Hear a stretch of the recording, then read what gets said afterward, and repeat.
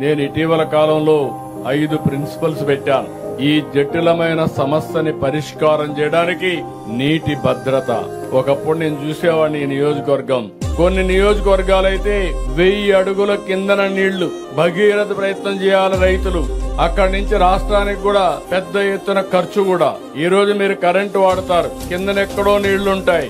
నీళ్లు పైకి రావాలంటే కరెంటు కావాలి. అలాంటి సమస్యలు వచ్చి మళ్ళా కరెంటు సరిగ్గా ఇవ్వకపోతే ఇబ్బందులు వస్తాయి. ఒకప్పుడు నేను ఇంకుడు గుంతలు మాట్లాడాను, చెక్ డ్యాములు మాట్లాడాను, పొలాల్లో చిన్న కుంటలు మాట్లాడాను. ఇంకో పక్క మైండ్ ఇరిగేషన్ ట్యాంక్స్ అన్ని రిపేర్లు చేశాను. అన్నా హజార్ అని పిలిపించి మొత్తం రాష్ట్రం అంతా తిప్పి ఒక చైతన్యం తీసుకొచ్చాం. రాజేంద్ర కుమార్ అని వాటర్ మ్యాన్ ఆఫ్ ఇండియా అని ఈ యొక్క వాగులు వంకల్లో మళ్లీ నీటి వనరులు పెంచడానికి అనేక ప్రయత్నాలు చేశాం.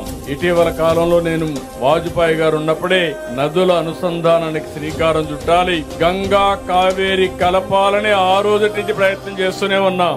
ఈ రోజు మళ్లీ కనీసం ఇది ప్రయత్నం చేస్తే లేట్ అవుతుంది కాబట్టి ఆంధ్ర రాష్ట్రంలో ఉండే నదుల అనుసంధానం చేయాలని మొట్టమొదటిసారిగా గోదావరి జలాల్ని కృష్ణా నదికి కలిపాం. రాబోయే రోజుల్లో గోదావరిని వంశధారకు కలుపుతాం, గోదావరిని పెన్నా వరకు తీసుకెళ్తాం. ఇందులో ఒక 200 టీఎంసీ మనం వాడుకోగలిగితే ఈ రాష్ట్రంలో కరువు అనే మాట ఉండదు. దానికే ప్రణాళికలు తయారు చేసుకున్నా.